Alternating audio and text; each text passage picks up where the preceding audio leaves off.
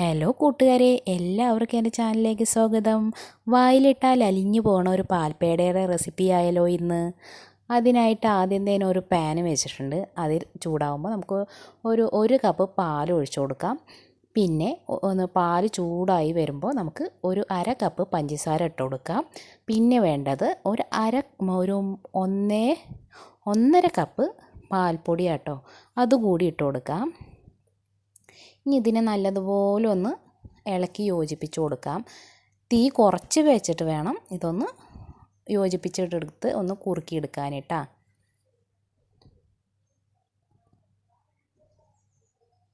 Law ഫ്ലെയിമിൽ തന്നെ വെക്കണേ.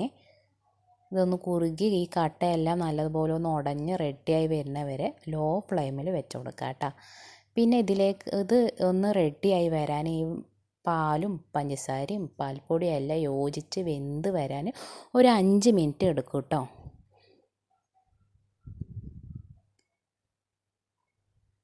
എന്തായാലും ഒരു 5 മിനിറ്റ് എടുക്കും. അപ്പോൾ നമ്മുടെ ഈ പാലും പഞ്ചസാരയൊക്കെ അങ്ങോട്ട് കുറുകി ഇതേപോലെ ആയി വരും. നമുക്കിതിലേക്ക് ഇടയ്ക്കിടയ്ക്ക് ഇതിലേക്ക് ആവശ്യമുള്ളത് 3 ടേബിൾ സ്പൂൺ നെയ്യാണ്. അത് ഓരോ ടീസ്പൂൺ ആക്കിയിട്ട് ഇതിലേക്ക് ഇട്ട് കൊടുക്കുക കേട്ടോ. ഇതിപ്പോൾ കട്ടയൊക്കെ ഇങ്ങനെ ഉടഞ്ഞ് റെഡിയായി വന്നിട്ടുണ്ട്. ഇനി ഒന്നും കൂടി കുറുകി ഇങ്ങോട്ട് വരട്ടെ കേട്ടോ.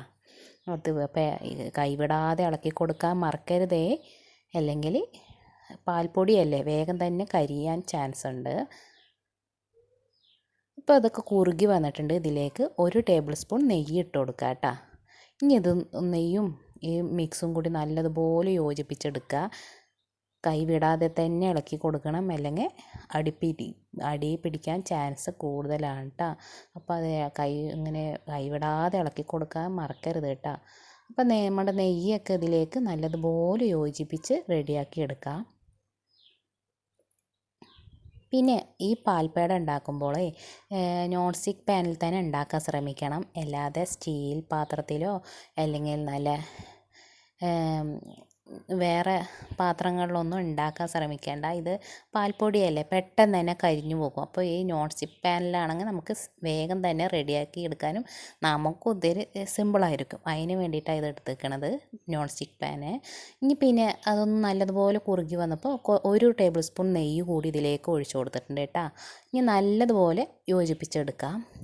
ഇപ്പോഴേ നമുക്ക് എന്ത് ചെയ്യുക, സ്റ്റൗവ് ആ ലോ ഫ്ലെയിമിൽ നിന്ന് കുറച്ച് കൂട്ടി വെക്കുക കേട്ടോ. ഒരുപാട് കൂട്ടി വെക്കണ്ട, കുറച്ച് കൂട്ടി വെക്കുക.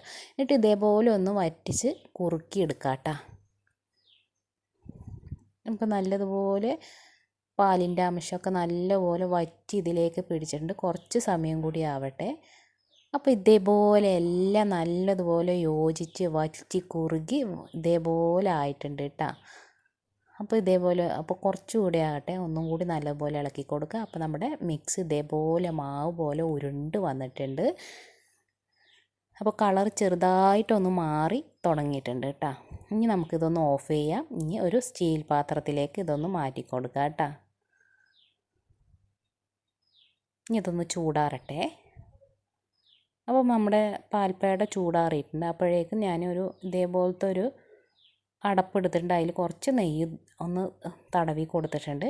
പിന്നെ നമുക്ക് നമ്മുടെ പാൽപ്പേട നോക്കാം. അപ്പോൾ ചൂടാറിയിട്ടുണ്ട്. അപ്പോൾ ഇതേപോലെ ചെറിയൊരു ബോൾസാക്കി എടുത്തിട്ടുണ്ട് കേട്ടോ. ഇനി നമുക്ക് ആ അടപ്പുണ്ടല്ലോ, അതിലേക്ക് ഈ ഉരുള ഇങ്ങനെ ഇട്ട് കൊടുക്കാം.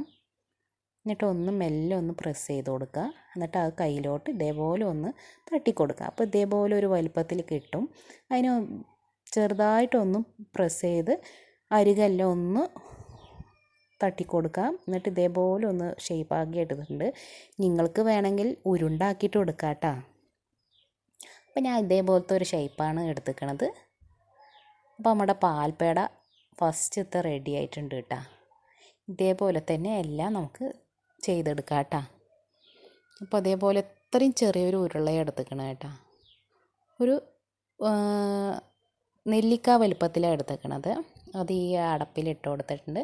ഒന്ന് ചെറുതായിട്ടൊന്ന് പിന്നെയും പ്രസ് ചെയ്തിട്ട് അപ്പോൾ കയ്യിൽ കുറച്ച് നെയ്യൊക്കെ ഒന്ന് തടവി കൊടുക്കണം കേട്ടോ. ഇനി നമുക്കിതെല്ലാം റെഡിയായി കഴിഞ്ഞാൽ കുറച്ച് നേരം ഒന്ന് ഫ്രിഡ്ജിലേക്ക് വെക്കാം. എന്നിട്ട് ഒന്ന് തണുപ്പിച്ചിട്ട് കഴിക്കാം. പാൽപ്പേട നല്ല അടിപൊളി റെഡിയായി വരും കേട്ടോ. അപ്പോൾ ഓരോ പാൽപ്പേടയും അങ്ങനെ റെഡിയാക്കി എടുത്തിട്ടുണ്ട്. ഇനി നമുക്കിതൊന്ന് ഫ്രിഡ്ജിൽ വയ്ക്കാം. ഒരു അരമണിക്കൂർ ഫ്രിഡ്ജിൽ വെച്ചിട്ട് എടുത്താണ്. അപ്പോൾ അടിപൊളി പാൽപ്പേട ഇവിടെ റെഡി ആയിട്ടുണ്ട്. എൻ്റെ എല്ലാ കൂട്ടുകാരും ഉണ്ടാക്കി നോക്കണം. ഇനി കാണും വരയ്ക്കും ടാറ്റാ.